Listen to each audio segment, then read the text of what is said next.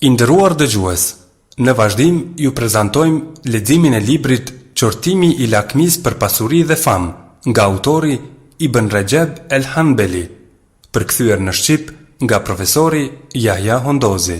Dëgjim të këndshëm. Falënderimi i takon Allahut. Atë e falenderojmë dhe vetëm prej tij ndihmë e falje kërkojmë.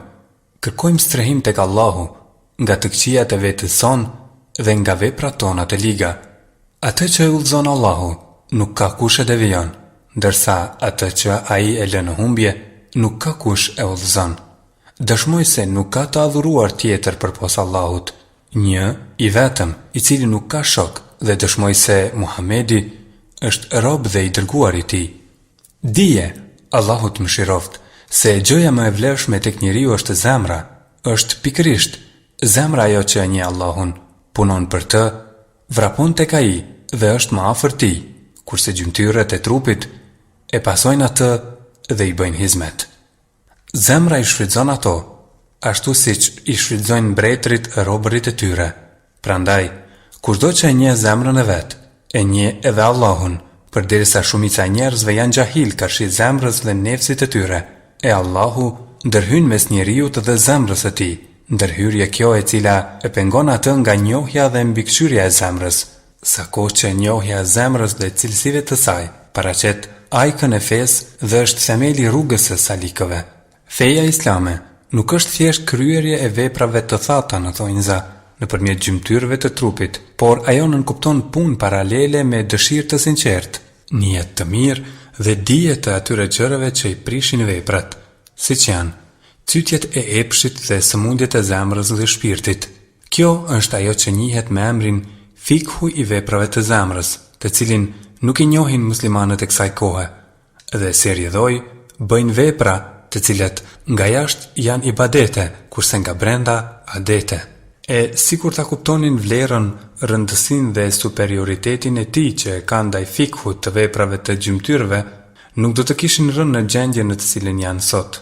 Prandaj, një numër i madh dietarësh i urrekën punës së hartimit të librave që nxisin punët e hajrit dhe i motivojnë ato, trajtojnë tema të zbutjes së zemrës së ngurtë, largimit nga grumbullimi i tepruar i dunjas dhe paralajmërimit nga rënja në gjunahe dhe gjëra të tjera shkatërruese. E tërë kjo për të nxitur shtimin e punëve të zemrës dhe rrënjosjen e tyre. Mirë po, në këtë art u dalluan vetëm një numër i paktë i tyre, në krye të të cilëve janë Imam Ibnul Qayyim el-Jauziye dhe nxënësi i tij gjenial, autori i këtij libri, Shejhul Islam Ibn Rajab el-Hanbali. Në duar tona nuk kam bëritur përshkrim më i detajuar i fikhut të punëve të zemrës, larg nga imagjinata e egzageruar dhe shpikjet, bazuar në librin e Allahut dhe sunetin e të dërguarit, paqja dhe mëshira e Allahut qofshin për të, siç na kam bëritur nga dora e këtyre dy imamëve të devotshëm. Autori i këtij libri është dietari i shquar, fakihu, muhadithi, vaizi, historiani, zahidi i devotshëm, Zeinuddin Ebul Feraj Abdurrahman ibn Ahmed ibn Rajab, i njohur si El-Hafidh ibn Rajab el-Hanbali. Ibn Rajabi, Allahu e mëshiroft, ka lindur në Bagdad në vitin 736 Hijri, në një familje të njohur për dituri dhe devotshmëri. Si fëmijë 8 vjeçar, në vitin 744, i ati i tij e mori me vete në Damask për të kërkuar dije, me çrast ju përkushtua tërësisht këtij qëllimi.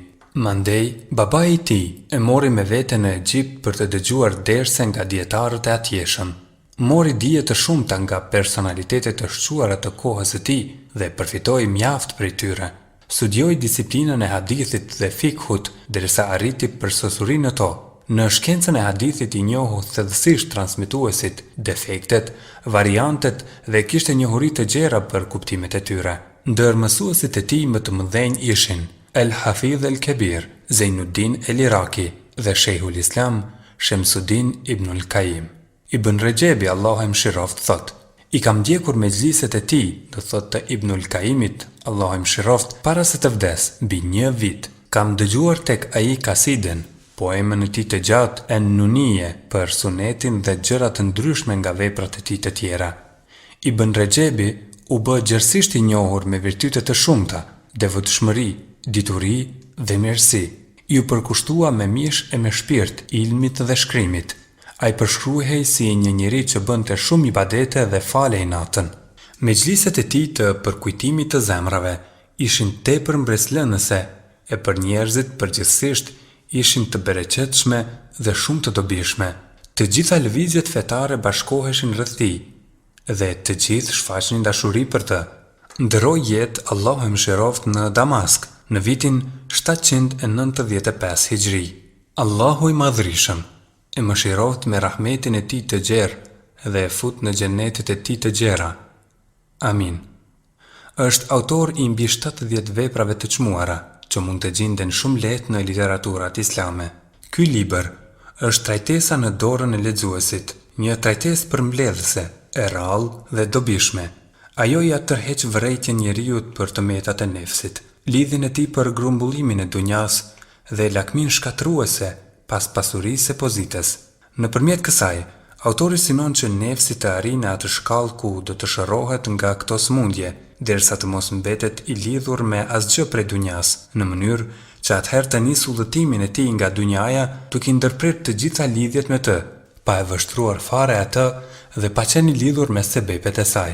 Pikërisht atëherë, ai do të kthehet tek Allahu i madhrishëm, si nefsul mutmainne, shpirti i qetësuar.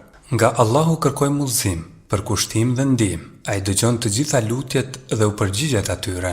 Parathënie e shkurt nga dora e Abdul Kadir el Arnauti. Falënderimet i takojnë vetëm Allahut. Atë e falenderojmë, prej tij ndihmë dhe falje kërkojmë dhe tek ai pendohemi. Kërkojmë mbrojtjen e Allahut nga ligësia jon dhe nga punët tona të liga. Atë që e udhëzon Allahu, nuk ka kush e humb, ndërsa atë që nuk e udhëzon, nuk ka asnjë udhëzues tjetër pos tij. Dëshmoj që nuk ka perëndi që adhurohet me merit përveç Allahut, të vetmit dhe të pashoq. Dëshmoj që Muhamedi është rob dhe i dërguari i tij. Kjo është një trajtesë përmbledhëse, por e një rëndësie të madhe e autorit El Hafidh ibn Rajab El Hanbali, Allahu e mëshiroft. Është një trajtesë që meriton të botohet. Në të, autori Allahu e mëshiroft ka përmbledhur transmetime lidhur me qortimin e pasurisë dhe famës, kur nuk përdoren si duhet. Këtu, Ibn Rajabi, Allahu e mëshiroft, ka dhënë sqarimin e hadithit të pejgamberit, paqja dhe mëshira e Allahu qofshin për të. Dy ujq të urritur që futen në mesin e dhenve, nuk u bëjnë më shumë dëm atyre se sa që i bën dëm njeriut lakmia e tij për pasuri e famë. Prandaj, dashuria për pasuri e famë në vetvete, pa përfituar njerëzit prej tyre, është shumë e qortuar, nga se si e tillë, ajo verbon dhe shurdhon. Kështu, zemra e tij që është e mbushur me dashuri për pasuri e famë, verbohet nga kryerja e detyrimeve ndaj Allahut të lartësuar, me çrast i lejon të ndaluarat, i praktis farzet e vajxhibet, i lë pas dorë të drejtat e njerëzve, i këput lidhjet familjare, e dërmon trupin, nuk i ndihmon të tjerët dhe nuk kujdeset fare për të drejtat e fukarave dhe miskineve. Duke marrë parasysh këtë, El Hafidh ibn Rajabi i ka hyrë punës së sqarimit të detajuar të këtij hadithi, duke shpjeguar edhe hadithet të tjera në këtë tematik, nga i dërguari i Allahut, paqja dhe mëshira e Allahut qofshin për të, si dhe transmetimet të dietarëve të mëhershëm, zahidëve e të devotshmëve, që të shërbejnë si mësim për besimtarët, posaçërisht në kohën tonë. Prandaj, e lutim Allahun e madhrishëm, që ta shpërblej me shpërblimet të pakufishme autorin e kësaj trajtese për njohuritë e dobishme që i ka ofruar aty, dhe të na ringjall ne dhe atë në ditën e Kiametit së bashku me ata që i begatoi Allahu me pejgamberët të sinqertët, shahidët dhe burrat e mirë. E sa shoqëri e mirë është kjo. E falënderimi është për Allahun, Zotin e botëve. Me emrin e Allahut, mëshiruesit, mëshirbërësit. Falënderimi është për Allahun, Zotin e botëve. Paqja e Allahut qoftë për zotëriun ton, Muhamedin. Paqja dhe mëshira e Allahut qofshin për të, familjen e tij dhe gjithë sahabët deri në ditën e Kiametit. Dietari i njohur, Shejhul Islam Zainuddin Ebul Faraj Abdurrahman ibn Shejhul Imam, Shihabuddin Ahmed ibn Shejhul Imam ibn Rajab el-Baghdadi el-Hanbali, Allahu e mëshiroft, ka thënë: Imam Ahmedi, Nesai, Tirmidhi dhe Ibn Hibani në sahihun e tij shënojnë hadithin e Ka'b ibn Malik el-Ansari, Allahu qoftë i kënaqur me të, nga i dërguari i Allahut sallallahu alaihi wasallam, se ka thënë: dy ujq të urritur që futen në mesin e dhanëve nuk u bëjnë më shumë dëm atyre se sa që i bën dëm njeriut lakmia për pasuri e famë. At-Tirmidhi thot, hadithi është hasan, sahih.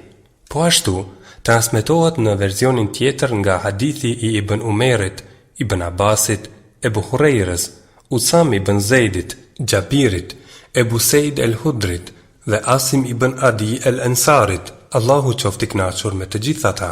Versioni i hadithit të Gjabirit, Allahu qoftë i kënaqur me të, është: dy ujq të urritur që e kalojnë natën në mesin e dhanëve ku mungon bariu, nuk bëjnë më shumë fesad për njerëzit se sa që i bën dëm fesë së mu'minit dashuria e tij për pozitë e famë.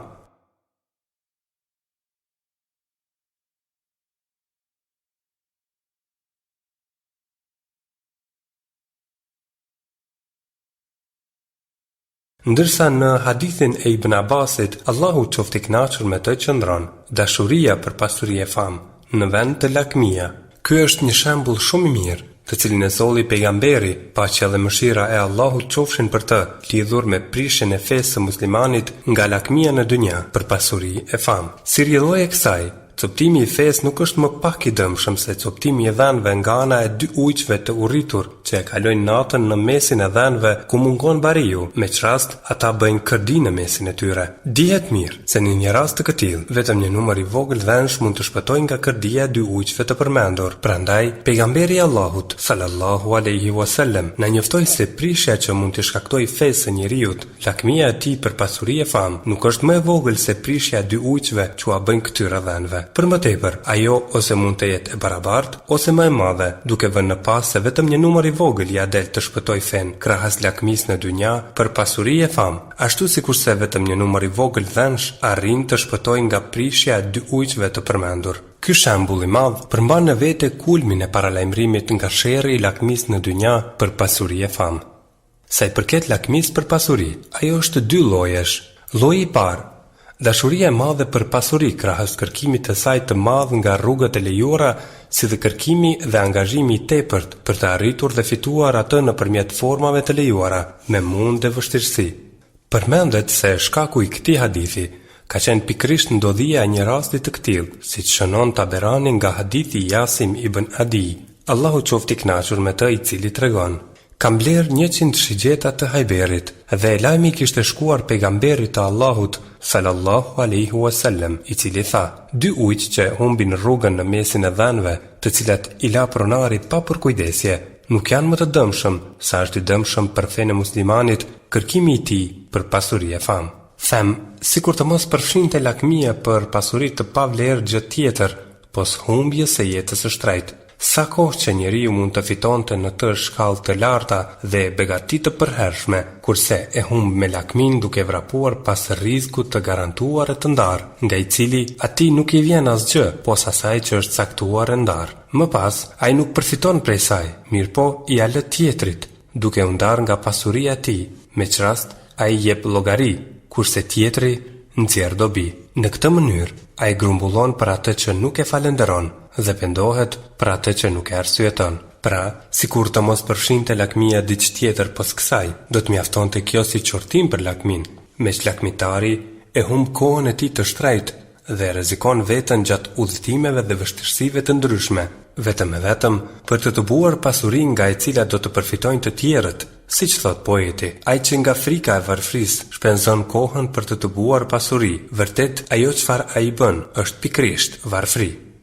I than një urtari: filani ka tubuar shumë pasuri. Ai i pyeti: a ka tubuar edhe ditë në të cilët do të shpenzoj atë? I than: jo.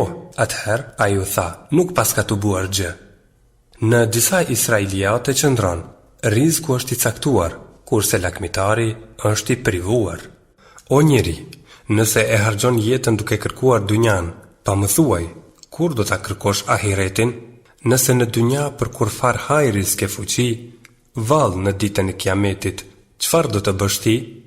Ibn Mesudi, Allahu qoftë i kënaqur me të, ka thënë: bindja e thellë, el yakin, është të mos i kënaqësh njerëzit duke e hidhruar Allahun, të mos kesh hased për askënd, të cilit Zoti ka dhënë begati, të mos e qortosh askë për atë që Zoti nuk të ka dhënë, nga se rizku nuk e sjell dot lakmia e lakmitarit, e as nuk e largon nga ti urrejtja e urryesit, pasi Allahu me ndarjen e tij e ka bërë prehjen dhe gëzimin në bindje, el-yekin dhe kënaqësi, er-rida, si dhe e ka bërë brengën dhe pikëllimin e dyshim, e-shek dhe dëshpërim e suht.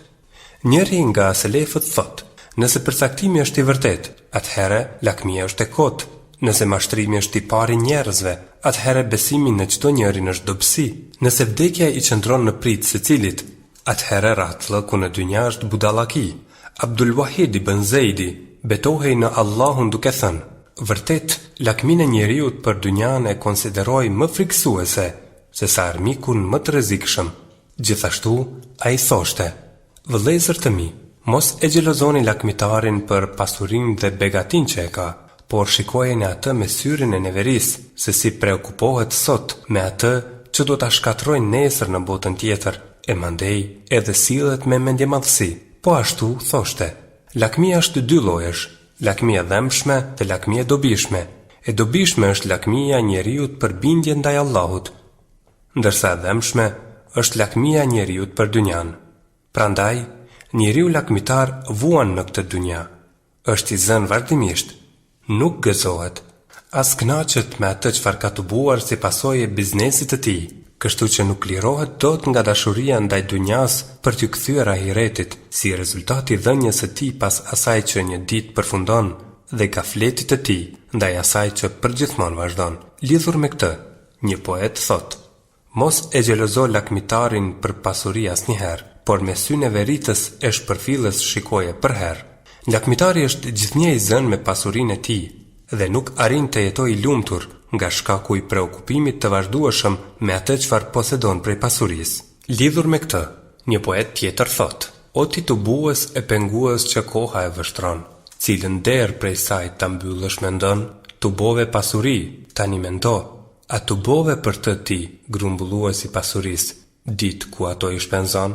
Pasuria jote ruhet për trashëguesit e tu, ti nuk ke asgjë, po s'ditën kur e harxhon. Ai që futet në ombrellën e modestisë, në hijen e saj nuk e rrok derti që e mundon. Një njeri i urtë i shkroi një herë një vëllait të tij që e lakmonte dynjan: ti që ke bërë lakmitar pas dynjas të cilës i shërben, kurse ajo të nxjerr prej vetës nëpërmjet simptomave, sëmundjeve, të metave dhe pengesave. A thua nuk ke parë lakmitar të privuar, zahid të furnizuar, të vdekur të shumuar, edhe me pak nga kjo botë të mjaftuar? Një beduin e kishte qortuar vëllain e tij për lakmi, me çrasti pati thënë: o vëlla, ti e kërkues dhe i kërkuar, të kërkon ai të cilit nuk mund të shpëtosh, kurse ti kërkon atë që tashmë të është ndar. Vëlla im, a nuk ke parë lakmitar të privuar dhe zahid të furnizuar? Një i urtë ka thënë: njeriu me breng më të madh është hasetqiu, jetë më të rehatshme ka ai që është modest, më së shumti i duron vështirësitë lakmitari, jetë më të mirë ka ai i cili më së shumti e refuzon dynjan, e më së shumti do të pendohet dietari shpërfillës. Lidhur me këtë, një poet thot: lakmia është sëmundje që i bën zarar secilit njeri pos një pakicje të caktuar. Sa shumë ka lakmitare kërkues, të cilët lakmia i bën të nënçmuar. Një tjetër thot: sa shumë o ti njeri, lakmis e shpresave i robron. Lakmia e vrapimi nuk bëjnë punë nëse përpjekja nuk e shoqëron. Ajo çfarë Zoti ka caktuar, gjithsesi vjen dita që e realizon. Ebul Atahije njëherë i që drejtuar Selm el Hasirit me fjalët: o Selm ibn Amr, Allahu qoftë i lartësuar, qafat e njerëzve lakmia e ka pushtruar. Në një thënie të tij, El Mu'mini thot: lakmia është shkatruese e fesë dhe njerëzisë. Ndërkaq një poet thot: lakmia e lakmuesit është çmenduri, kurse durimi kështjellë e fortifikuar. Kur Allahu cakton një gjë, ajo gjithsesi ka për të zbatuar. Gjë që paraqet lakmi të neveritur, eshu el medhmum. Allahu i lartësuar thot: e ata që ruajnë veten nga lakmia e saj, pikërisht të tillët janë fitues. Et-Tegabun 16. Ebu Davudi në Sunenin e tij shënon një hadith nga Abdullah ibn Amr, Allahu qoftë i kënaqur me të, i cili transmeton nga i dërguari i Allahut, paqja dhe mëshira e Allahut qofshin për të, se ka thënë: Ruajini grykësisë, nga se ajo i shkatroi popujt para jush, i urdhëroi t'i kpusin lidhjet familjare dhe i kputën ato, i urdhëroi në kooperaci dhe u bën kooperac, i urdhëroi në ligësi dhe bën gjithfar veprash të liga. Muslimi në Sahihun e tij shënon një hadith nga Xhabiri, Allahu qoftë i kënaqur me të, i cili transmeton nga i dërguari i Allahut sallallahu alaihi wasallam se ka thënë: Ruajuni lakmis, nga se ajo i shkatroi ata që ishin para jush, i shtyri deri aty saqë derdhën gjak dhe lejuan gjërat e ndaluara. Disa dietar kanë thënë: Grykësia është shoh, nënkupton lakmi të madhe, e cila shtyen njeriu t'i fusë në dorë gjëra që nuk janë të lejuara dhe të pengojë nga dhënia e të drejtave të tyre. Esenca e saj është që nefsi të lakmojë ato që Zoti ka ndaluar dhe i ka penguar. Gjithashtu, këtu hyn edhe ajo kur njeriu nuk është i kënaqur me atë çfarë Allahu i lejoi atij, si pasuri, pagesa e të tjera. Kjo, nga se Allahu i lartësuar na i lejoi neve gjërat e mira nga ushqimet, pijet, veshmbathjet dhe marrëdhëniet martësore, dhe njëherësh na ndaloi përdorimin e këtyre gjërave nga rrugët e ndaluara. Na ka ndaluar edhe marrjen e pasurisë dhe derdhjen e gjakut pa të drejtë. Ai që kufizon veten në gjërat që janë lejuar, i tilli është besimtar, kurse ai që e tejkalon këtë në ato gjëra që i janë ndaluar, ka rënë në lakmi të urrejtur që bien ndesh me imanin. Për këtë arsye, pejgamberi i Allahut sallallahu alaihi wasallam bëri me dije që grykësia e urdhëron njeriu në këputje të lidhjeve, ligësi dhe kooperaci. Kooperacia nënkupton të privuarit e njeriut atë çfarë ka në dorë, ndërsa grykësia nënkupton rrëmbimin e asaj që nuk është e tij, me zullum e dhunë, qoftë pasuri apo diçka tjetër. Prandaj kanë thënë, ajo është koka e të gjitha mëkateve. Kështu e kanë komentuar Ibn Mesudi, Allahu qoftë i kënaqur me të, dhe selefët e tjerë grykësinë dhe kooperacin. Nga sa u tha, qartësohet domethënia e hadithit të Ebu Hurejrës, Allahu qoftë i kënaqur me të, nga i dërguari i Allahut sallallahu alaihi wasallam, i cili ka thënë: Grykësia dhe besimi nuk bashkohen dot në zemrën e një besimtari. Në një hadith tjetër, pejgamberi i Allahut, paqja dhe mëshira e Allahut qofshin për të, thotë: Imani më i mirë është sabri, durimi dhe semaha, ngjësia. Durimi në këtë hadith është komentuar me durimin ndaj gjërave të ndaluara, kurse semaha me kryerjen e obligimeve. Grykësia mund të përdoret edhe me kuptimin e kooperacisë dhe anasjelltas, mirë po në esencë mes tyre ka dallim, siç kemi përmendur edhe më herët. Kurdo që lakmia për pasuri arrin në këtë shkallë, rrjedhimisht paksohet dukshëm feja e imani. Kjo, meq me pengimin e obligimeve dhe veprimin e ndalimeve, paksohet padyshim feja e imani, derisa mbetet një pjesë shumë e vogël. Fragment. Sa i përket lakmisë së njeriut për famë, ajo është edhe më shkatruese se lakmia për pasuri. Kërkimi i famës së dunjas, gradave në të, qeverisjes me njerëzit dhe mallështisë në tokë, e tërë kjo është më e dëmshme për njeriun se sa kërkimi i pasurisë. Dëmi i kësaj është më i madh dhe zuhdi në të është më i vështirë, duke qenë se pasuria shpenzohet me qëllim të arritjes së pushtetit dhe famës. Lakmia për famë është dy llojesh. Lloji i parë, kërkimi i famës nëpërmjet qeverisjes, pushtetit dhe pasurisë, gjë e cila paraqet rrezik të madh dhe rëndom e privon njeriu nga të mirat e ahiretit dhe nga vlerat e gradat e tij. Allahu i lartësuar thot: Ajo është shtëpia e botës tjetër, të cilën do ta caktojmë për ata që nuk kërkojnë as madhështi e as ngatresa në tokë, e përfundimi i mirë u takon të devotshmëve. El-Kasas 83. Rrallë ndodh që ndonjëri të lakmoj pushtet në dynja nëpërmjet qeverisjes dhe t'ia dalë mban. Përkundrazi, i tilli i lihet vetes së tij, sikur i ka thënë pejgamberi i Allahut sallallahu alaihi wasallam Abdurrahman ibn Sumerës, Allahu qoftë i kënaqur me të: O Abdurrahman, mos kërko pushtet, meq nëse të jepet pas kërkesës, do t'i lihesh atij, e nëse të jepet pa e kërkuar, do të ndihmohesh në të. Njëri nga selefët ka thënë: Nuk ndodh asnjëherë që dikush ta lakmoj pushtetin e më pas të qeverisë me drejtësi. Jezid ibn Abdullah ibn Mewhibi ishte njëri nga gjykatësit e drejtë dhe prej burrave të mirë, i cili thoshte: Kushdo që e do pasurin, famën edhe u friksohet ndryshimeve, nuk do të mund të jeti drejt në to.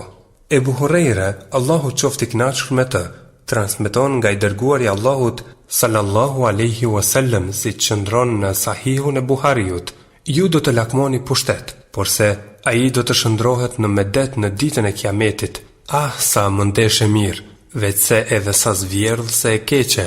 Buhariu po ashtu shënon një hadith nga Ebu Musa el-Eshari, Allahu qoftë i kënaqur me të, i cili transmeton se dy njerëz i patën thënë pejgamberit të Allahut sallallahu alaihi wasallam: o i dërguari i Allahut, na emron në një pozit. Ai u tha: ne nuk ja besojmë këtë çështje atij që e kërkon, e as atij që e lakmon. Dije se lakmia për pozit detyrimisht sjell rrezik të madh, si para se të veproj pas shkaqeve të saj, ashtu edhe më pas, që rezulton me lakmi të madhe në të cilën bie kandidati për pushtet, duke përfshirë këtu zullum, mendje madhësi e veprime të ngjashme shkatruese. Ebu Bekr el-Ajurri, njëri nga dietarët e devotshëm, në fillim të shekullit të 4 Hijri, ka shkruar një vepër rreth ahlakut të dietarëve. Ajo është njëra ndër veprat më të çmuara që është shkruar në këtë temë. Ai që e lexon atë me kujdes, do të kuptojë aty rrugën e dietarëve të selefit dhe rrugët që u shpikën pas tyre, të cilët bien ndesh me rrugën e tyre. Në të, autori ka përshkruar gjëre gjatë dietarin Elig, mes tjerash thoshte: atë e ma gjep si dashuria ndaj falendrimit, autoritetit dhe pozitës tek njerëzit. E sheh duke u stolisur me dije, ashtu siç stoliset me kostum të bukur për dynja, ndërkaq nuk e stolis dijen e tij duke punuar me të. Duke folur gjerësisht për këtë temë, mes tjerash thot: pra këto sjellje të ngjashme mbizotrojnë në atë zemër që nuk përfitojë nga dija. Kështu, përderisa ju afrohet këtyre sjelljeve, kur sa kaq nefsi i tij fillon të veproj pas dashurisë për autoritet e pozit, me që rast fillon të shfaq simpati ndaj shoqërimit të prijesve dhe njerëzve të dunjas. Pastaj i hyn në zemër dëshira për t'i imituar veprimet e tyre, siç është jeta luksoze, ku hyn dukja e bukur, vetur komode, shërbyes, veshje elegante, mobilje të buta, ushqime të lezetshme e të tjera. Krahas kësaj, ai lakmon t'i shkohet te dera, t'i dëgjohet fjala dhe t'i përfillet urdhri, e të gjitha këto nuk mund t'i arrijë ndryshe përveç se nëpërmjet pozitës dhe kërkimit të saj. Kështu, këtë nuk mund të arrijë ndryshe, pos me sakrifikimin e fesë, me çrast fillon t'i përulet prijesve dhe argatëve të tyre, ju shërben vetë atyre, i nderon ata me pasurinë e tij dhe hesht kur i sheh veprimet e tyre të shëmtuara. Më pas, u zbukuron atyre një muri veprash të tyre të shëmtuara, duke e interpretuar gabimin në favor të tyre, vetëm e vetëm që ta forcoj pozitën e tij tek ta. Pasi vepron kështu, një kohë të gjatë dhe mishrohet me fesadin. Ata ja besojnë një pozit, me çrast ai theret pa thik dhe ju bëhet borxhli i madh. Kësaj ai detyrohet t'i falendrojë ata vazhdimisht. Prandaj vuan nga brenda që të mos i zemroj e ta shkarkojnë nga pozita, ndërkohë që nuk çan kokën fare për zemrimin e Allahut. Fillon t'u arrëmbej pasurinë jetimëve, vejushave e varfanjakëve, pasurinë e vakëfit për luftëtarët në rrugën e Zotit dhe pasurinë që është në interes të gjithë muslimanëve. Në këtë mënyrë, ai mundohet ta kënaqë me të sekretarin, portirin e shërbyesin, e han haramin dhe ushqen të tjerët me haram. Kështu që shtohen edhe ata që lutën kundër tij, mjerë për atë, i cili nga dija e tij fiton sjellje të këtilla. Kjo është ajo dije nga e cila ka kërkuar mbrojtje pejgamberi i Allahut sallallahu alaihi wasallam dhe një herësh urdhëroi të kërkohet mbrojtje prej saj. Pikërisht, për këtë lloj dietari, pejgamberi i Allahut sallallahu alaihi wasallam ka thënë: dënim më të dhëmshëm në ditën e Kiametit do të ketë një dietar, me dijen e të cilit Allahu nuk i bëri dobi. Pejgamberi Allahut sallallahu alaihi wasallam po ashtu thoshte: o Zot, kërkoj strehim te ti, nga dija prej së cilës përfitohet, nga zemra që sfriksohet, nga nefsi që s'ngopet dhe nga duaja që s'dëgjohet. Pejgamberi Allahut sallallahu alaihi wasallam gjithashtu lutej: o Zot, kërkoj nga ti dije të dobishme dhe kërkoj strehim te ti nga dija prej së cilës s'ka dobi. Këtu mbaron fjala Imam Ebu Bekr el-Ajurit, Allahu e mëshiroft, i cili takon gjeneratës nga fundi i shekullit të 4 Hijri. Më pas, Fesadi gjithnjë më shumë shtohej, shumë fish nga gjendja të cilën e përmendëm. Wala haula wala quwwata illa billah. Prej sëmundjeve të fshehta të dashurisë për pozitë është edhe kërkimi i qeverisjes dhe lakmia për të, që paraqet një derë të errët të cilën nuk e njeh kush, pos dietarëve që e njohin Allahun, e dojnë atë dhe i armiqsojnë të tjerët për hir të tij. Pas kësaj, vrapojnë njerëzit ignorant që të shtyhen për të arritur rububiyetin dhe uluhiyetin e tij, krahas vogëlsisë së tyre dhe rënjes së pozitës së tyre tek Allahu dhe tek robërit e tij të zgjedhur që e njohin atë. Siç thot për ta edhe Hasan el Basri, Allahu e mëshiroft, të tillët edhe po tu trokëllin mushkat dhe po tu ecin mirë kafshët, prapse prap, nënçmimi i gjunahut është i varur në qafat e tyre. Allahu, domosdo, do ta poshtroj atë që bën gjunahe. Nefsi personit të këtill shtyhet për të arritur rububiyetin dhe ilahiyetin e Allahut. Disa prej këtyre, nganjëherë, me veprime që i bëjnë, i shtyen njerëzit drejt një çështjeje për të cilën do të kenë nevojë për ndihmën e tyre, me të vetmin qëllim që t'i detyrojnë t'i paraqesin nevojat e tyre tek ta, e kësaj ta shfaqin për ulësinë dhe nevojën e tyre tek ta. Me që rast, këta krenohen dhe tregohen me ndjemdhenjë, ndërkaq një gjë të tillë nuk e meriton askush pos Allahut, të vetmit, i cili nuk ka ortak, siç thot i madhruari. Ne u kemi dërguar popujve para teje dhe i kemi dënuar ata me skamje dhe fatkeqësi për t'u bërë përgjërues. Al-An'am 42. Ai po ashtu thot: sa herë që qonim një të dërguar në ndonjë vend banim, ne i dënonim banorët e tij me skamje e fatkeqësi në mënyrë që të përuleshin. Al-Araf 94. Në një transmetim qëndron, Allahu i lartësuar e sprovon robin e tij me një sprovë për ta dëgjuar përgjërimin e tij. Në një tjetër transmetim qëndron, kur robi i dashur i lutet Allahut të lartësuar, ai i madhruar qoftë thot: O Gjibril, mos nxito për t'ia përmbushur nevojën e tij, nga se mua më pëlqen ta dëgjoj përgjërimin e tij. Këto çështje janë më të vështira dhe më të rrezikshme se zullumi dhe janë më të tmerrshme dhe më të hidhta se shirku, kurse shirku është zullumi më i madh tek Allahu. Në Sahih transmetohet nga pejgamberi Allahut sallallahu alaihi wasallam se ka thënë: Allahu i lartësuar thot: madhështia konsiderohet veshja ime e sipërme, ndërsa lavdia veshja ime e poshtme. Kurdo që më kundërshton në këto dyja, do ta dënoj. Tregohet se njëri nga dietarët e hershëm ushtronte profesionin e gjykatësit. Një natë kishte parë në ëndër sikur dikush po i thoshte: ti je gjykatës, edhe Allahu është gjykatës. Për një herë u zgjua i shqetësuar dhe braktisi punën në gjykatë. Një grup gjykatësish të devotshëm i pengonin njerëzit të i quanin ata gjykatës suprem, Kadil Kudat, me që ky emërtim i përngjan sunduesit të sunduesve, Melkul Muluk, të cilin emërtim e çështoi pejgamberi Allahut sallallahu alaihi wasallam duke thënë: nuk ka sundues pos Allahut. Ngjashëm është edhe emërtimi kryetari kryetarëve, Hakimul Hukam, apo edhe më i rrezikshëm. Këtu hyn gjithashtu edhe çështja që t'i shprehet simpatia atij që gëzon famë e pozitë, të falenderohet për punët e tij dhe t'ua kërkoj njerëzve një gjë të tillë. Madje i shkakton ndonjë të keqe atij që refuzon ta bëjë këtë. Një veprim i tillë mbase mund të jetë më afër çortimit se sa lëvdatës, dhe mbase nga jashtë ai mund të shfaqë një punë të mirë, por se i pëlqen të thurin lëvdata për të, kështu që nga brenda fsheh sherr. Për rrjedhoj, ai gëzohet duke maskuar dhe reklamuar këtë tek masa, gjë që përfshihet te fjalat e lartësuarit. Kurse si, mos mendo se ata që gëzohen për çfarë kanë punuar dhe pëlqejnë të lavdërohen për çfarë nuk kanë punuar, pra, kurse si, mos mendo se ata do t'i shpëtojnë ndëshkimit. Ali Imran 188. Ky ajet ka zbritur pikrisht për ata që kanë sifate të këtilla dhe këtë përshkrim. Me fjalë të tjera, kërkimi i lëvdatës nga njerëzit, pëlqimi i saj dhe dënimi për lënien e saj nuk i takojnë askujt, pos Allahut, një, të vetëm, që nuk ka ortak. Nga sa u tha, dietarët e parë u ndalonin të tjerëve t'i falenderonin për punët dhe bamirësitë e tyre që u bënin të tjerëve, duke i urdhëruar që t'ia shprehin falënderimin për këtë vetëm Allahut, të vetmit, me që të gjitha dhuntit vinë prej tij. Omer ibn Abdulaziz, Allahu i mëshiroft, për kujdese i fortë për këtë. Një herë u pati shkruar haxhinjeve shkresë që t'ju lexohet atyre. Mes tjerash, aty Ai urdhëronte bamirësi ndaj tyre dhe heqje të padrejtësive nga ta. Në shkresë qëndronte dhe mos e falenderoni për tër këtë askë tjetër përveç Allahut, nga se sikur të më linte ai tek vetja ime, unë do të isha sikur të tjerët. Është i njohur tregimi i tij me gruan e cila i pati kërkuar t'ia caktonte një shumë mujore vajzave të saj jetime. Ajo kishte 4 vajza.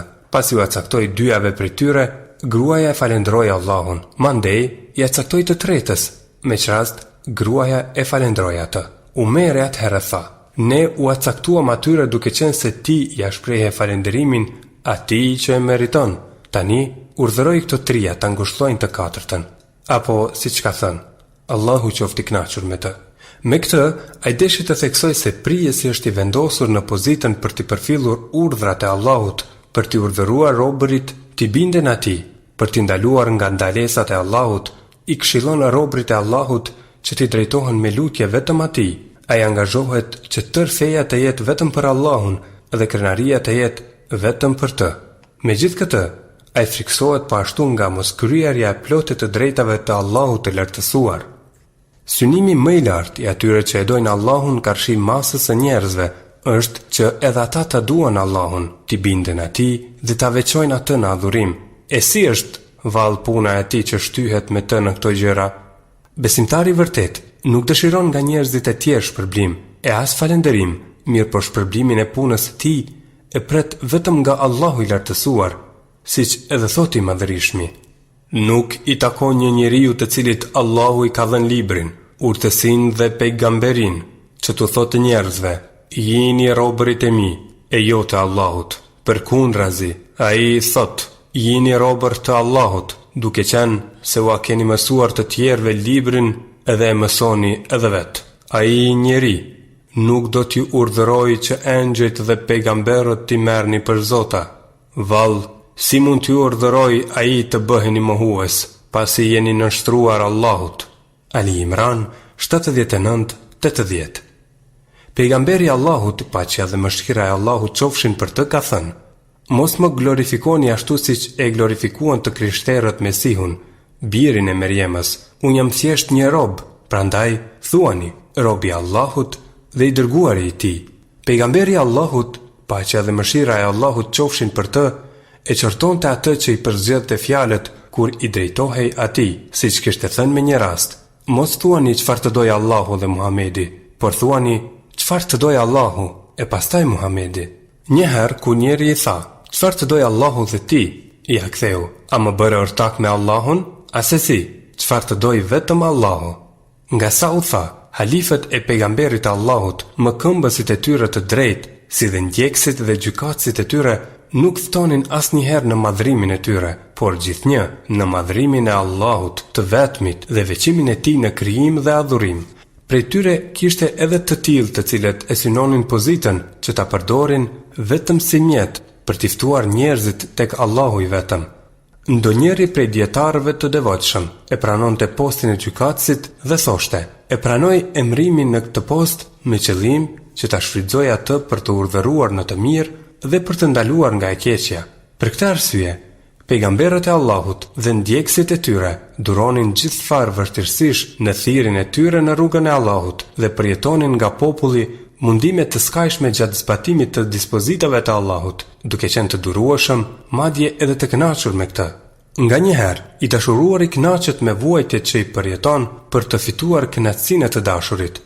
Kështu, Abdul Melik ibn Umar ibn Abdulaziz, Allahu e mëshiroft, i thoshte babait të tij gjatë kohës sa ishte halif, kur angazhohej me mishe me shpirt për ta çuar në vend hakun dhe për të vendosur drejtësi: "O babai im, do të doja të vlonin të nxjerrët me mua dhe me ty në rrugën e Allahut të lartësuar."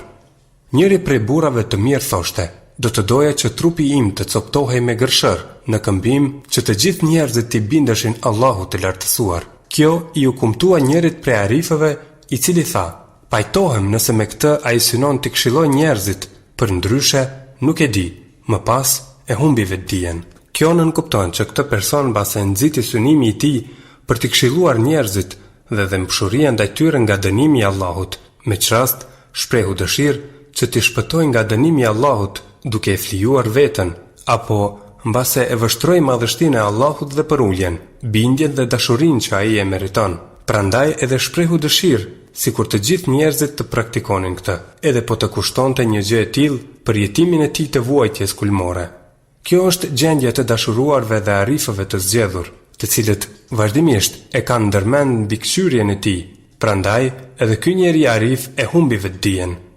Allahu i lartësuar ka përshkruar në librin e tij se ata që e dojnë atë angazhohen në rrugën e tij dhe nuk i friksohen fare qortimit të qortuesit. Në këtë kontekst një poet thot: "Qortimin për dashurinë ndaj teje me shumë lezet e shijoj, e dashuroj për mendjen tënde, le të më qortoj kush të doj." Lloji i dytë. Kërkimi i famës dhe autoritetit tek njerëzit me anë të çështjeve fetare si dija, vepra e zuhdi. Kjo është edhe më e keqe se e para, më e shëmtuar, më shkatërruese dhe më rrezikshme, për faktin se me dijen, veprën dhe zuhdin synohen gradat e larta tek Allahu, begatia e përhershme dhe afërsia tek ai. Sufjan e Theuri ka thënë: "Dijes i është dhënë përparësia, nga se me të fitohet devotshmëria ndaj Allahut. Përndryshe, ajo do të ishte sikur gjërat të tjera. Nëse me këtë njeriu synon të arrijë të mirat e dunjas së përkohshme, kemi po ashtu dy lloje. Lloji i parë, të synojë me këtë arritjen e pasurisë, gjë që hyn në llojin e lakmisë për pasuri dhe kërkimit të saj nëpërmjet formave të ndaluara. Lidhur me këtë, transmetohet hadithi nga pejgamberi Allahut sallallahu alaihi wasallam: "Kushdo që mëson një dije me të cilën synohet kënaqësia e Allahut me të vetmin qëllim për të arritur të mirat e dunjas, nuk do ta ndiejë erën e xhenetit ditën e Kiametit." Hadithin e shënon Imam Ahmedi, Ebu Davudi, Ibn Majah dhe Ibn Hibani në Sahihun e tij. Nga hadithi i Ebu Hurajrës, Allahu qoftë i kënaqur me të, nga pejgamberi Allahut sallallahu alaihi wasallam. Shkaku i kësaj, e Allahu e di më së miri, është se në dynja ka një xhenet të përshpejtuar, që është njohja e Allahut, dashuria e tij, shoqërimi me të, përmallimi për takimin me të, frika dhe bindja ndaj tij. E tër këtë e vën në dukje dituria e dobishme. Ai, dituria e të cilit e udhëzon që të hyjë në këtë xhenet të përshpejtuar në dynja, do të hyjë në xhenet edhe në ahiret. Ndërkaq, ai që nuk ja ndjen erën këtij xheneti, nuk do ta ndiejë as erën e xhenetit në ahiret. Për këtë arsye, njeriu me dënim më të dhëmshëm në ahiret do të jetë alimi me ilmin e të cilit Allahu nuk i bëri dobi. Gjithashtu, ai do të jetë njeriu i cili më së shumti do të pendohet në ditën e Kiametit, për faktin se ai posedonte një mjet me anë të cilit do të mund të arrinte grada dhe pozita më të larta, por që nuk e përdori për tjetër, pos për të arritur gjëra më të ulta dhe më të pavlera. Personi i tillë i ngjan njeriu që posedon gur të çmuar me vlerë të jashtëzakonshme, të cilët i shet për bajga apo diçka të pist krejt të padobishme. E këtill është gjendja e atij që e synon dynjan me ilmin e tij, madje edhe më e shëmtuar, për më tepër, edhe më e shëmtuar se kjo që u përmend, është ta kërkojmë dynjan duke shfaqur zuhdin në të, nga se ky është një mashtrim tepër i shëmtuar. Ebu Sulejman e Darani e qortonte atë që veshte një gjybe, kurse në zemër kishte një dëshirë prej dëshirave të dynjas që vlente më shumë se vlera e gjybes. Me këtë, ai sikur dëshironte të theksonte se shfaqja e zuhdit në dynja me gjybe fetare i shkon përshtatje vetëm atij që e zbrazi zemrën nga lidhshmëria me të. Me që rast, zemra e tij nuk lidhet për të me diçka më shumë se sa që është vlera e saj që vesh, në mënyrë që të barazohet pamja e tij e jashtme me të brendshmën për sa i përket çlirimit nga dynjaja. Sa e bukur është fjala e një arifi, i cili u pyet për sufiun, me që rast u shpreh: Sufi është ai që vesh lesh e suf në formë të safas, e safa qiltërsi, e pason rrugën e Mustafas, e shijon dashurin pas ngurtësisë, el gjefa, dhe dunjan e vendos prapa kokës, el kafa. Lloji i dytë, ai që synon me dije, vepër dhe zuhdin të qeverisë me njerëzit dhe të jetë mbi ta, me dëshirë që njerëzit t'i përulen, t'i nënshtrohen dhe t'i drejtojnë fytyrat nga ai. Gjithashtu, të shfaq para njerëzve se ka më shumë dije se ulemat e tjerë, me qëllim që me këtë ta ngrisë veten mbi ta, e të ngjashme. E tërë kjo do të përfundojë në zjarr, duke qenë se synimi i mendjemallësisë ndaj njerëzve në esencë është i ndaluar. E kur e përdor për këtë qëllim mjetin e ahiretit, një gjë e tillë bëhet edhe më e shëmtuar dhe më e keqe se sa kur përdor për këtë mjetet e dunjas, siç janë pasuria dhe pushteti. Në Sunan transmetohet nga pejgamberi Allahut sallallahu alaihi wasallam se ka thënë: atë që e kërkon ilmin që me të debatoj me të poshtrit, apo të shtyhet me ulemat, apo t'i kthej fytyrat e njerëzve nga ai, Allahu do t'a fusë në zjarr. E shënon Imam Ahmedi dhe Tirmidhiu nga hadithi i Ka'b ibn Malikut. Po ashtu e shënon Ibn Majah nga hadithi i Ibn Umerit, Allahu qoftë i kënaqur me të, dhe Hudhaifes, Allahu qoftë i kënaqur me të, ku qëndron, i tilli është në zjarr. Ibn Majah dhe Ibn Hibani në Sahihun e tij shënojnë hadithin nga Xhabiri, Allahu qoftë i kënaqur me të, Allahu qoftë i kënaqur me të, i cili transmeton nga pejgamberi Allahut sallallahu alaihi wasallam se ka thënë: mos mësoni dije për të krenuar me të para dietarëve, as për të polemizuar me të me njerëzit e ulët, e as për të zgjedhur me të mexhliset, e kushdo që vepron kësaj, le ta ketë frikë zjarrin. Ibn Adi e shënon hadithin nga Ebu Hurajra, Allahu qoftë i kënaqur me të, i cili transmeton nga pejgamberi Allahut, paqja dhe mëshira e Allahut qofshin për të, në formë të përafërt, duke shtuar në të: mirë po mësojni atë për hir të Allahut dhe botës tjetër. Transmetohet nga Ibn Mesudi, Allahu qoftë i kënaqur me të, se ka thënë: mos e mësoni dijen për 3 gjëra: që të polemizoni me të me të ultit, të debatoni me të me fukahat, apo t'i drejtoni me të fytyrat e njerëzve nga ju. Me fjalët dhe veprat tuaja synoni gjithnjë atë që është tek Allahu, nga se ajo përgjithmonë mbetet, e çdo gjë tjetër pos kësaj tretet. Muslimi në Sahihun e tij shënon një hadith nga Ebu Hurajra, Allahu qoftë i kënaqur me të, i cili transmeton nga pejgamberi Allahut sallallahu alaihi wasallam se ka thënë: njerëzit e parë me të cilët do të ndizet zjarri në ditën e Kiametit janë 3. Prej tyre është edhe alimi i cili lexonte Kur'an, që t'i thuhet lexues, dhe e mësoi ilmin, që t'i thuhet alim. Atij do t'i thuhet: kështu edhe u tha. Më pas do të jepet urdhri dhe ai do të tërhiqet zvarr për fytyrë derisa të hidhet në zjarr. Ngjashëm ka përmendur edhe për atë që jep lëmosh sadaka, që t'i thuhet se është bujar, për luftëtarin mujahid, që t'i thuhet se është trim. Përcillet nga Aliu, Allahu qoftë i kënaqur me të, se ka thënë: o bartës të dijes, punoni me të, meq dietari vërtet është vetëm ai që punon me atë që di. Meq rast, vepra e tij përputhet me dijen që ka. Ndërkaq do të vinë njerëz që do të bartin dije, por ajo nuk do të tejkaloj grykët e tyre. Dija e tyre do të bie ndesh me veprat që i bëjnë, kurse brendësia e tyre do të bie ndesh me jashtësinë. Do të ulen në përhallka, me çrast do të mburret njëri para tjetrit, saqë ndonjëri prej tyre edhe do të zemrohet me nxënësin e tij, kur ta shoh të ulur te një tjetër duke e lënë atë. Këta janë njerëz veprat e të cilëve në mexhliset e tilla nuk do të ngriten tek Allahu i lartësuar. Hasan el-Basri ka thënë: le të mos jetë hiseja e dijes së ndonjërit prej jush, që t'i thonë njerëzit dietar. Në një transmetim përcillet se Isa alayhi salam ka thënë: si mund të jetë prej bartësve të dijes një i tillë, i cili e kërkon dijen për të ligjëruar me të, e nuk e kërkon për të punuar sipas saj. Disa selef kanë thënë: na është përcjell se ai që kërkon hadithe për të ligjëruar me to, nuk do ta ndiejë errën e xhenetit. Do me thënë, ai që nuk ka qëllim tjetër gjatë kërkimit të tyre përveç të ligjëroj me to, pa vepruar sipas tyre. Këtu hyn edhe urrejtja e selefus salih ndaj guximit për të dhënë fetva, lakmia për të, nxitimin e të dhe shpeshtimin në dhënien e saj. Ibn Lehia transmeton nga Abdullah ibn Jafer në formën mursel nga pejgamberi Allahut sallallahu alaihi wasallam se ka thënë: më i guximshëm në mesin tuaj për fetva është ai që ka më së paku dije. Transmetohet nga El Berra, Allahu qoftë i kënaqur me të, se ka thënë: i kam bëritur 120 sahabi prej ensarve të dërguarit të Allahut sallallahu alaihi wasallam. Kur pyetej ndonjëri prej tyre për një çështje, dëshironte që vllai i tij të përgjigjet në vend të tij. Në një transmetim tjetër qëndron: njëri prej tyre e dërgonte te tjetri, e ai tjetri te një tjetër, derisa kthehej te i pari. Transmetohet nga Ibn Mesudi, Allahu qoftë i kënaqur me të, se ka thënë: ai i cili u jep fetva njerëzve për çdo gjë që e pyesin, vërtet është i çmendur. Një herë Omer ibn Abdulazizi u pyet për një çështje dhe tha: Unë nuk jam i guximshëm ndaj dhënies së fetvas.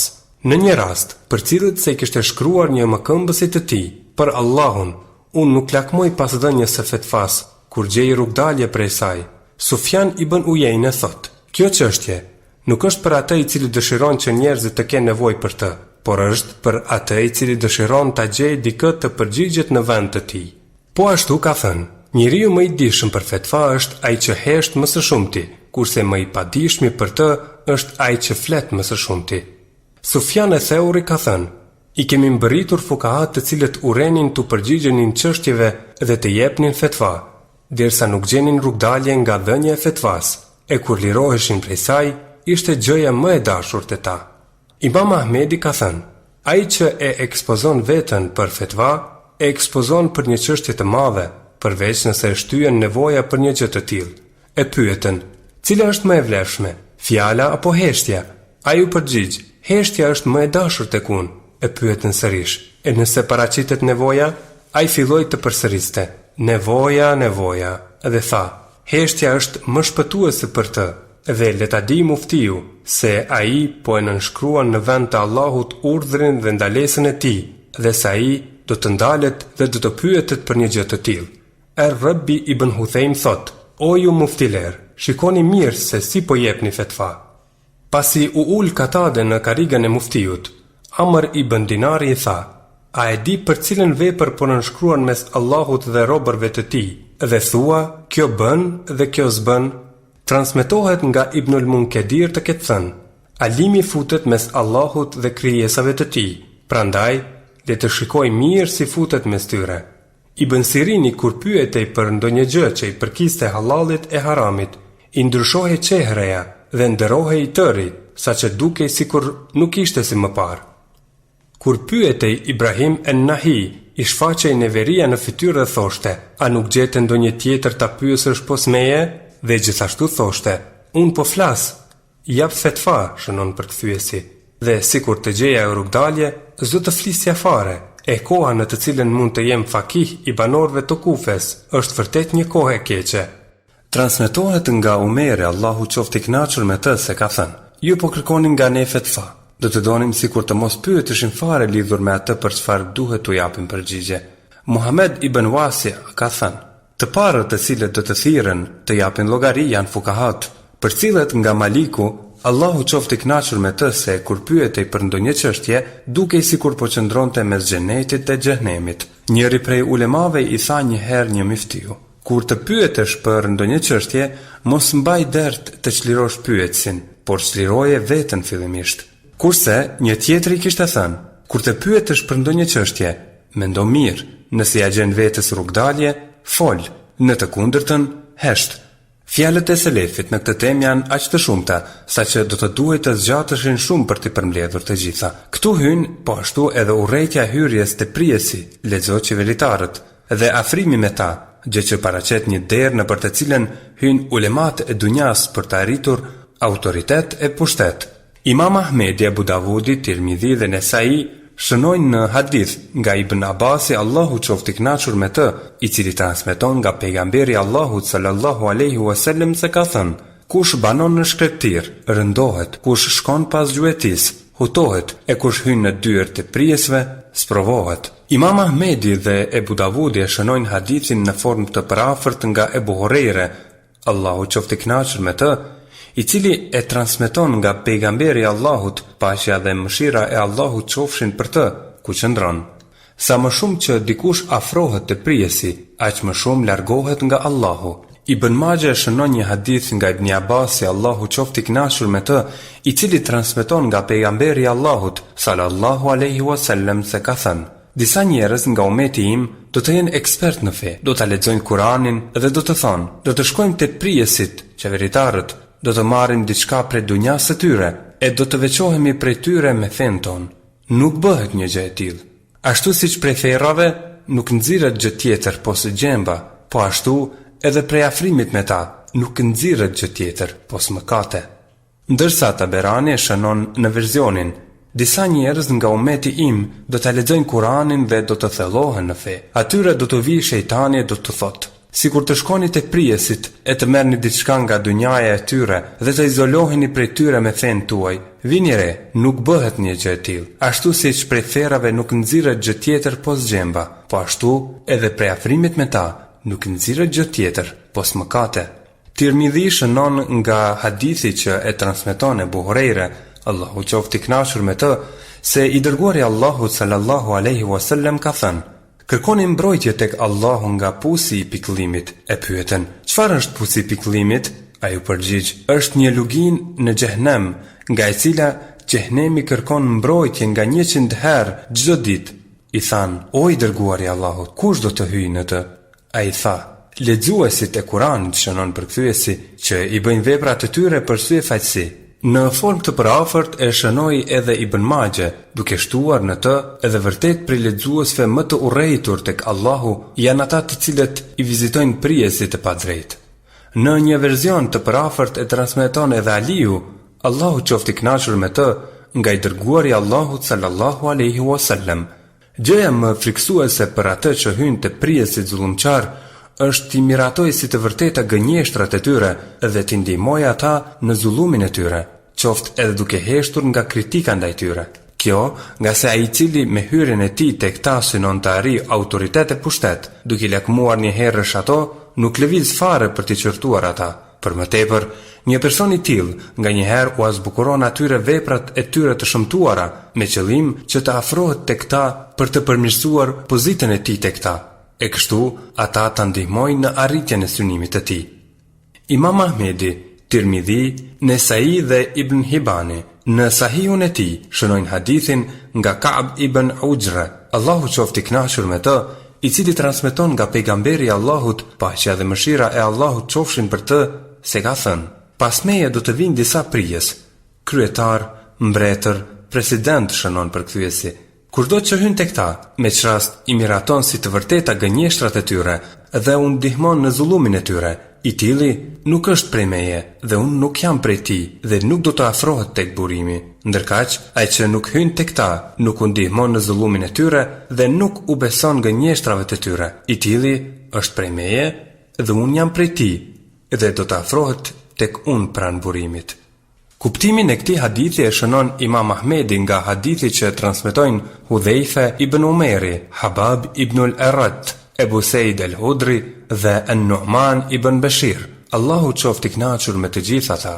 Një numër i madh i selefëve e ndalonin po ashtu hyrjen tek prijesit edhe për atë që dëshironte t'i urdhëronte në të mirë dhe t'i ndalonte nga e keqja. Në mesin e tyre që ndalonin një gjë të tillë janë Umar ibn Abdulaziz, Abdullah ibn al-Mubarak, Sufjan al-Thauri e dietarë të tjerë. Abdullah ibn al-Mubarak ka thënë: urdhërues dhe ndalues tek ne nuk është ai që hyn tek ta dhe i urdhëron e ndalon, por urdhërues dhe ndalues është vetëm ai që largohet prej tyre. Shkaku i kësaj është frika nga sprova e hyrjes tek ta, meq nefsi mund t'i përfytyrojë njeriu kur të jetë larg tyre, se po i urdhëron, po i ndalon dhe po i kërcënon. E kur i sheh afër, nefsi anon tek ta, nga se dashuria për famë, autoritet e pushtet është e fshehur brenda njeriut. Prandaj, edhe ai u bën lëshime dhe i miklon, e mbase edhe anon tërësisht e ta dhe fillon t'i doj. E posaçërisht, nëse ata e përgdhelin dhe e nderojnë gjë të cilën ky edhe e pranon prej tyre. Një gjë e këtill i ndodhi Abdullah ibn Tavusit me njërin prej prijesve në prani të babait të tij, Tavusit, i cili e qortoi ashpër birin e tij për një veprim të tillë. Sufjan al-Thauri i shkroi një herë një letër Abbad ibn Abbadit ku i tha: ruaju që t'u afrohesh prijesve apo t'i shoqërosh ata në ndonjë gjë. Ruaju nga mashtrimi, kur të thuhet: mund të ndërmjetësosh, t'i ndihmosh një të pafajshmi apo t'i akthesh të drejtën që i takon, nga se ky është mashtrimi i iblisit.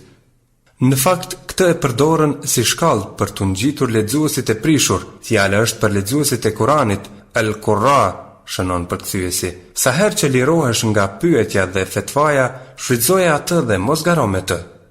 Ruaju që të jesh prej atyre, të cilëve u pëlqen të punohet me fjalët e tyre, të përhapet ideja dhe të dëgjohet mendimi. E kur një gjë e tillë lihet dhe nuk merret prej tij, ai bëhet i njohur me këtë veprim. Ruaju nga pëlqimi i pushtetit, nga se njeriu më shumë e do pushtetin se sa arin e argjendin. Kjo është një derë e errët të cilën nuk e sheh kush, pos ulemave syçel. Prandaj, kujdesu për veten dhe puno me nijet. Dhe dije se njerëzve ju është afruar një çështje me të cilën njeriu gjakon të vdes dhe selam. Këtu hyn po ashtu edhe të urrejturit që njeriu ta reklamoj veten para të tjerëve me ilm, zuhd e takwa, apo të shfaq publikisht veprat, fjalët e kerametet me qëllim që të vizitohet, të kërkohet bereqetja e duaja dhe të puthet dora. E njëherësh atij i pëlqen kjo, të cilën vazhdon ta bëj pa ndërprer, gëzohet me këtë dhe vrapon pas shkaktarëve të kësaj. Pikrisht për këtë, es-selefu salih e uren jashtëzakonisht famën dhe popularitetin, prej të cilëve ishin edhe Ejub es-Sihtiani, Ibrahim en-Nahi, Sufjan ath-Thauri, Ahmed ibn Hanbeli e dietar të tjerë të ditur të Zotit. Po kështu edhe El-Fudail ibn Iyadi dhe Davud et-Tai e të tjerë prej zahidve e arifëve. Ata e çortonin jashtëzakonisht veten dhe i fshehnin maksimalisht veprat e tyre.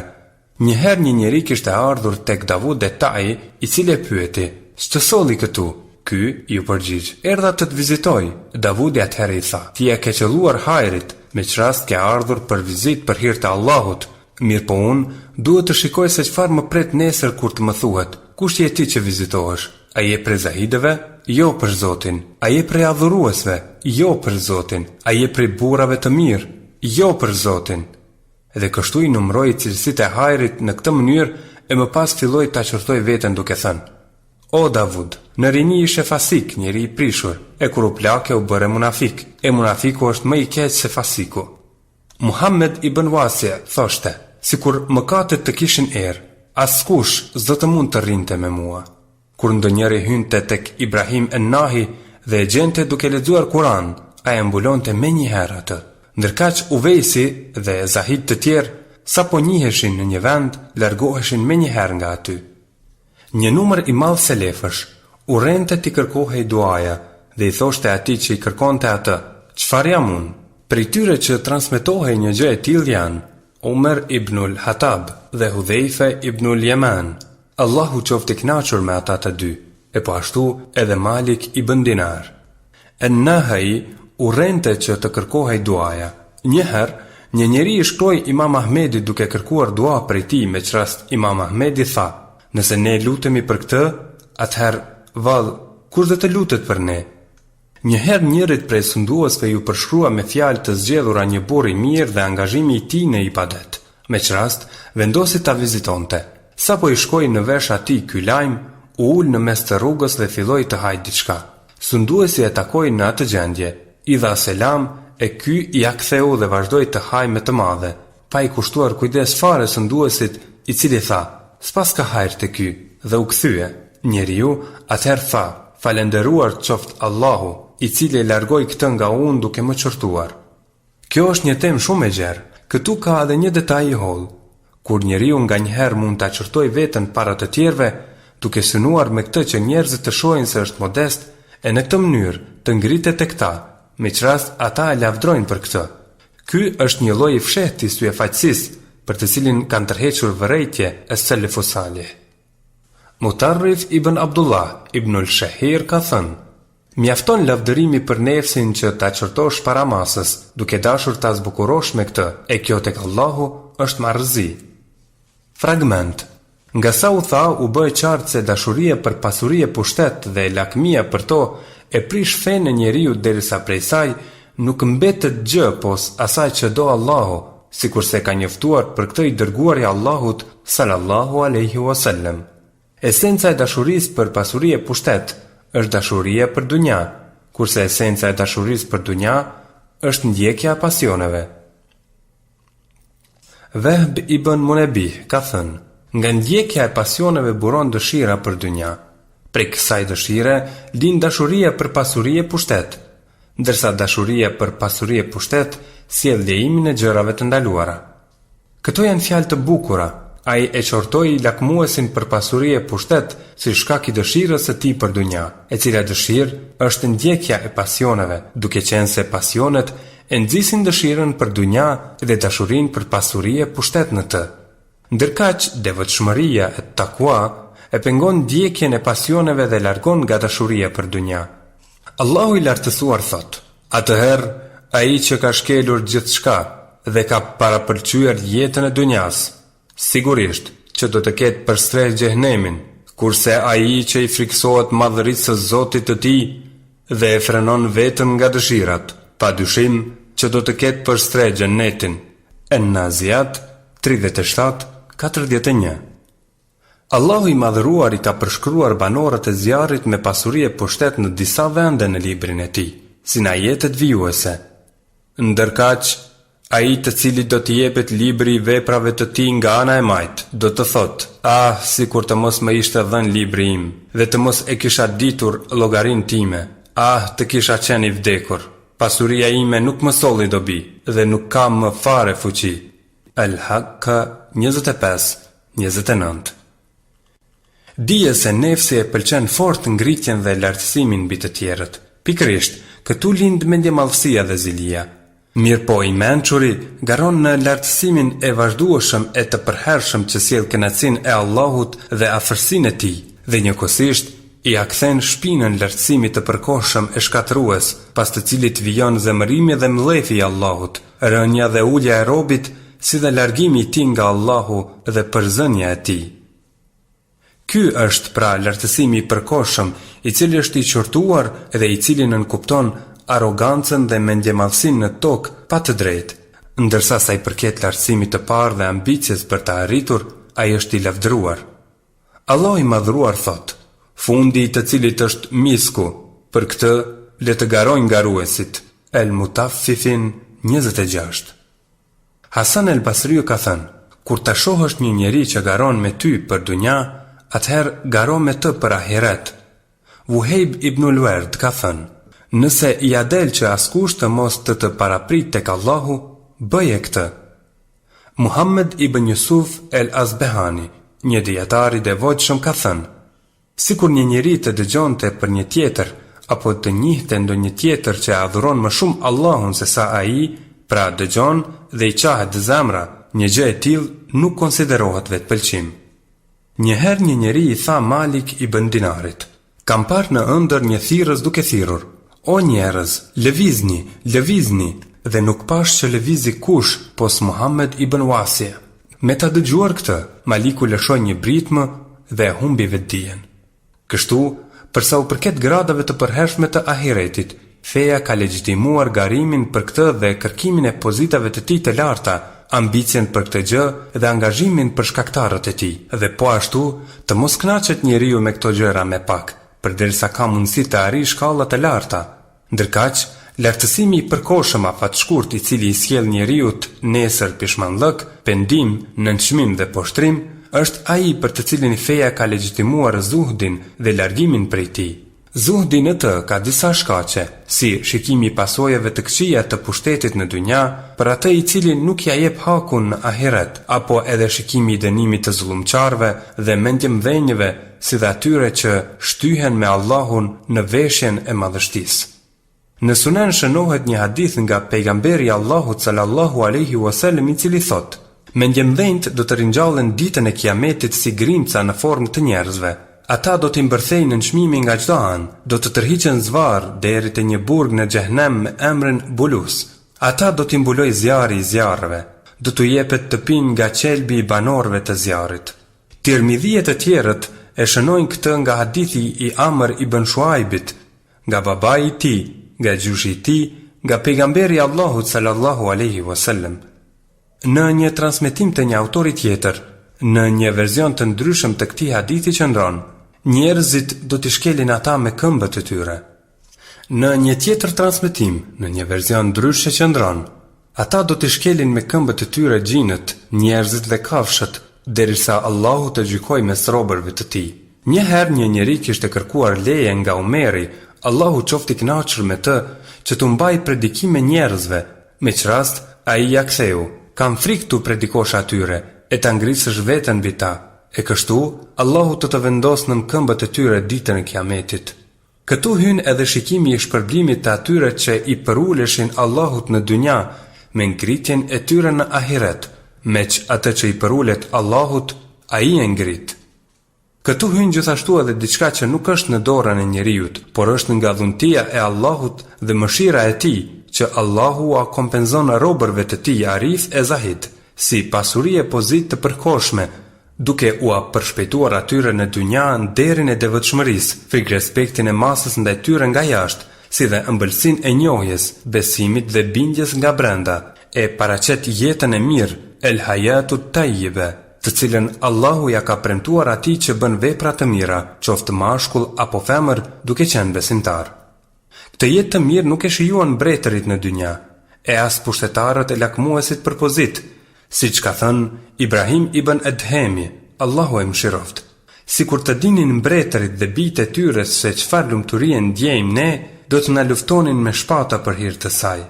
Ai të cilin Allahu e furnizon me një gjë të tillë, angazhohet i tëri me të, duke braktisur kërkimin e famës së shkurtër dhe pushtetit të përkohshëm. Allahu i lartësuar thot: "E petku i devotshmërisë, takvas, është më i miri." Al-Araf 26. Po ashtu thot: "Ai që do lavd, i tër lavdi i përket Allahut." Fatir 10. Në disa transmetime përmendet se Allahu i madhruar thot: "Unë jam i lavdishmi, ai që dëshiron lavd, le t'i bindet të lavdishmit, ndërsa ai që dëshiron lavdin dhe autoritetin e dynjas dhe ahiretit, le të stoliset me takva." Hajjaj ibn Erta thoshte: "Më ka mbytur dashuria për autoritet, se vari i tha, sikur t'i friksohesh e Allahut, do ta fitoja autoritetin." Në këtë kontekst poeti thot: "E vërtet devotshmëria është lavdi e bujari, kurse dashuria për dunja sëmundje poshtërsi. Njeriu i devotshëm nuk ka fare mangësi kur stoliset me takva edhe nëse ndjen dobësi." Salih el-Baji thot: "Bindja është udhëheqësi, ndërsa ai që i bindet Allahut është udhëheqës, të cilin e dëgjojnë udhëheqësit. A nuk e sheh frikë respektin e tij në gjokset e tyre? Kur ai flet, i apranojnë fjalët, e nëse urdhëron, i binden." Njëri prej es-selefusali thot: "Vall, kush është më i lumtur me bindje se sa i binduri? Vini re, i binduri ndaj Allahut është mbret në dynja e ahiret." Dhunnun el-Misri thot: "Kush është më bujare më krenar se sa ai që i dorëzohet i tërë atij, i cili i ka në dorë të gjitha gjërat?" Muhammed ibn Sulejmani, guvernatori i Basrës, kishte ardhur një herë te Hamad ibn Seleme. Ul pranë tij për ta pyetur dhe i tha: "O Ebu Seleme, ç'po ndodh me mua? Sa herë që të vështroj në fytyrë, dridhem nga frika prej teje." Ai ja ktheu: "Sepse dietarit kur synon me dijen e tij kënaqësinë e Allahut, i druhet çdo gjë, ndërsa kur synon të shtoj me të pasuri, druhet nga çdo gjë." Këtu hyn edhe thënia një dietari: "Aq sa i friksohesh Allahut, do të të kenë frikë njerëzit, aq sa e do Allahun, do të të dojnë njerëzit, dhe aq sa merresh me Allahun, njerëzit do të merren me obligimet e tua." Një ditë, mbrapa Umar ibnul Hatabit, Allahu qoftë i kënaqur me të, po ecte elita e muhaxhirëve. Sa po e ktheu kokën dhe i pa, ata ranë në gjunjë nga frikë respekti ndaj tij. Umeri, Allahu qoftë i kënaqur me të, qau dhe tha: "O Zot, ti e di se unë druhem prej teje, më shumë se ata, prandaj më fal mua." El-Amari, njëri prej zahidve, kishte shkuar një herë në Kufe te Harun er-Rashidi për ta këshilluar e paralajmëruar. Pasi dëgjuan për ardhjen e tij, ushtrinë e Harunit e kaploi një frikë e tillë, saqë sikur të vinte një ushtri armike me 100.000 njerëz, zë të kishin më shumë frikë. Tregohet për Hasan el-Basriun se askush nuk mund ta pyeste nga frikë respekti ndaj tij. Nxënësit e tij më të zgjedhur blidheshin në ndonjë vend, me çrast disave u kërkohej që ta pyesnin për ndonjë çështje. Kur prezantonin në dershin e tij, nuk guxonin t'i parashtronin pyetje, saqë ndodhte të kalonin një vit të tërë në këtë gjendje nga frikë respekti ndaj tij. Kështu ishte edhe rasti i Malik ibn Enesit, të cilin kishin frikë ta pyesnin, saqë një poet për të tha: "E lë përgjigjen dhe nuk e rishikon nga frika, pyetsi pranë tij kokulur qëndron. Drita e dinjitetit dhe krenaria e pushtetit është takvaja, e ky ka frikë respektin, e jo ai që me pushtet sondon." Budejl el-Ukajli thoshte: Ai që me dijen e tij synon fytyrën e Allahut të lartësuar, Allahu drejtohet nga ai me fytyrën e tij dhe i drejton zemrat e robërve nga ai, ndërsa ai që punon për dikë tjetër pos Allahut, Allahu e largon fytyrën e tij nga ai, si dhe i largon prej tij edhe zemrat e robërve. Muhammed ibn Wasia ka thënë: kur robi drejtohet me zemrën e tij nga Allahu, Allahu drejtohet nga ai me zemrat e besimtarëve. Ebu Jezid el Bistami, Allahu e mëshiroft, ka thënë: e shkurërzova dunjan prerazi 3 herë, pa kthim në të. U nisa për tek Zoti im, i vetëm, dhe e thira duke kërkuar ndihmën prej tij. O Zoti im, të lutem, me lutjen e atij të cilit si mbeti kush pos teje. Pasi e kuptoj sinqeritetin e lutjes nga zemra ime dhe heqen dorë nga nefsi im, gjëja e parë që e hetova nga përgjigja e lutjes ishte kur më bëri të haroj tërësisht nefsin tim dhe i vendosi njerëzit pranë meje, krahas largimit tim nga ta.